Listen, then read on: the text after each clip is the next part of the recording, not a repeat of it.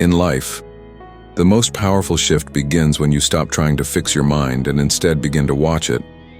This simple act of watching without interfering changes everything. The mind is like a restless monkey, always jumping from one branch to another, one thought to the next, one worry to another desire. Most people either fight this monkey or try to chain it, but they never simply sit quietly and watch its movements. That is the missing key. Observation. Pure, silent observation without trying to change what is seen. Not trying to make the mind peaceful. Not labeling any thought as good or bad. Not pushing away sadness or holding on to joy. Just watching. In that space of quiet observation, something magical begins. The mind slowly starts revealing its patterns. You start to understand how a thought arises, how it grabs your attention, how it brings an emotion with it, and how that emotion pulls you in like a wave. But the beauty is, you are not the wave. You are the ocean watching it. When you sit silently, without interfering, a distance arises. Not a forced distance, but a natural one. You start seeing that you are not your thoughts. You are the one aware of them. This is not theory. It can be experienced directly, even in the middle of your everyday life. For example, imagine you are standing in a queue, and suddenly you feel irritated because someone is pushing from behind. Normally you would react, feel angry, or perhaps turn around and say something rude. But if you are observing, you will notice the irritation rising in your chest. You will notice the thoughts saying, "This person is so rude." But you don't act. You don't even resist the irritation. You just see it. You are silently aware of the feeling and the thought. Then something surprising happens. The irritation loses its power. It fades. Not because you pushed it away, but because you simply watched it without feeding it. This is real intelligence, when you respond from awareness, not from habit. In another situation, you might be sitting alone and suddenly a memory comes of something painful, a heartbreak, a failure, or a regret. The old you would have started thinking more, judging yourself or others, and slowly falling into sadness. But as an observer, you just notice. "Ah, here is a memory," you say internally, without any emotion. "Here is a sadness coming along with it." You just look at it, like someone watching a movie without getting pulled into the screen. The memory stays for a while, then moves on. You didn't touch it, you didn't hold it, and because of that, you remained free. This is the power of observation. It gives freedom from inner slavery. Most of the time, people are either lost in the past or anxious about the future. But when you observe, you are present. You are here and now. Even your breath becomes a moment of meditation. Even walking becomes a deep experience. Observation is not something you do for 10 minutes in silence. It becomes a part of your whole life. When someone is shouting at you, you observe your reactions. When you feel happy, you observe the tendency to cling to the feeling. When you succeed, you notice the rise of ego. When you fail, you watch the inner blaming. This observation slowly dissolves the illusions of identity. You no longer say, "I am angry." You say, "Anger is here." You don't say, "I am afraid." You say, "Fear is passing through." This simple change in language reflects a deep change in awareness. You are no longer the mind.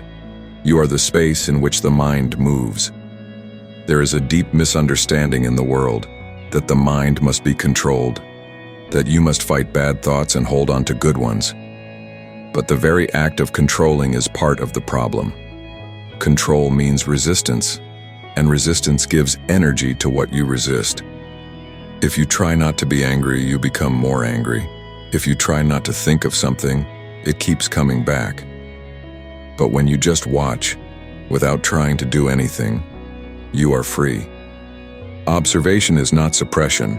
It is not analysis. It is not judgment. It is just awareness. And in that awareness, the energy of the mind starts transforming on its own.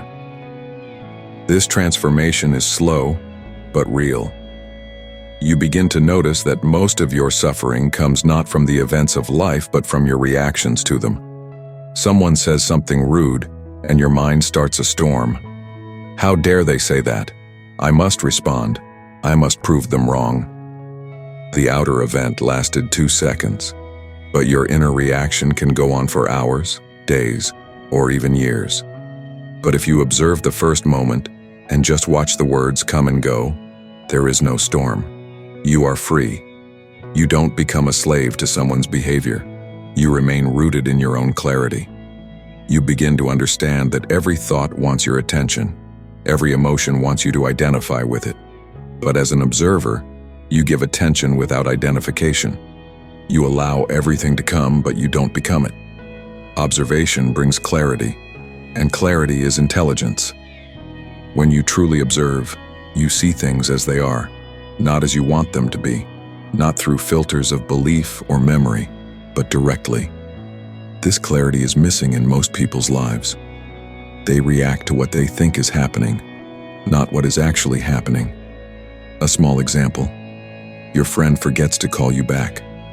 Your mind immediately says, "They don't care about me." But maybe they were busy. Maybe they forgot. If you observe the first reaction and wait, you see the assumption, you see the insecurity, you watch it pass, and then you can act wisely, or maybe not act at all. That's the gift of observation. It gives you space between stimulus and response. In that space, you are free. Even in relationships, this observation changes everything.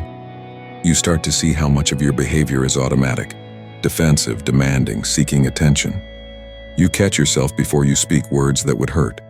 You catch the rising need for validation. You notice the subtle manipulations you used to miss, and because you see you are no longer trapped by them, the ego becomes weaker, not by force, but by seeing. You see how it operates, how it always wants to be right, how it fears being ignored, how it compares and competes. But you don't judge it, you just notice it. And that noticing begins to dissolve its grip. This same observation can be applied to work. Imagine you are in a meeting and someone criticizes your idea. The mind reacts, maybe with anger, maybe with shame. But if you are present, you observe the tightening in your chest, the rush of thoughts, the sudden need to defend. You stay still. You don't speak immediately. You breathe. You watch. And then, if a response is needed, it comes from a deeper place, not from fear, not from pride, but from clarity. Your mind becomes like a mirror. It reflects the situation exactly without distortion. That is real intelligence. Not quickness of thought, but depth of seeing. Even entertainment, even boredom, can be transformed by observation. You're watching a movie and you feel emotional. You observe the tears, the laughter, the identification. Interesting, you say internally, how a story affects my mood. You're bored on a Sunday afternoon, and you don't rush to distract yourself with your phone. Instead, you watch the boredom. You notice how the mind wants stimulation. You don't give in immediately, you just stay. Something strange happens. If you watch boredom without running, it disappears, or it shows you something deeper, a feeling you were avoiding, a truth you were escaping. Observation turns even boredom into a doorway to insight. This way of living, as a silent watcher, brings a quiet joy. Not the joy of excitement, but the peace of inner space. You stop depending on circumstances for happiness. You stop chasing things or people. You begin to rest in yourself. Thoughts still come, emotions still arise, but you are no longer disturbed. Life continues, but you are rooted. And this rootedness is not created by belief, discipline, or effort. It is created by the simple act of seeing clearly. And you will fall. You will forget. The mind will pull you in again and again. But each time you remember to observe, you grow. Slowly, the observer becomes your natural state. You are eating, and you observe.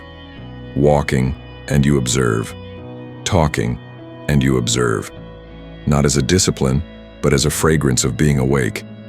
The observer is not someone separate inside you. It is just awareness itself, your true nature. And as this awareness grows, you find freedom. You are no longer the puppet of thoughts and emotions. You are the presence in which they dance, you may ask. But can observation solve real problems? The answer is yes, but not in the way you expect. It does not give you fixed answers. It gives you clarity. And in clarity, right action arises naturally. You don't need a map when your eyes are clear. You see the next step. And when you don't know, you simply stay still and observe. From that stillness, wisdom comes, not from thought but from silence. This silent observation is not passive. It is alert, alive, sharp.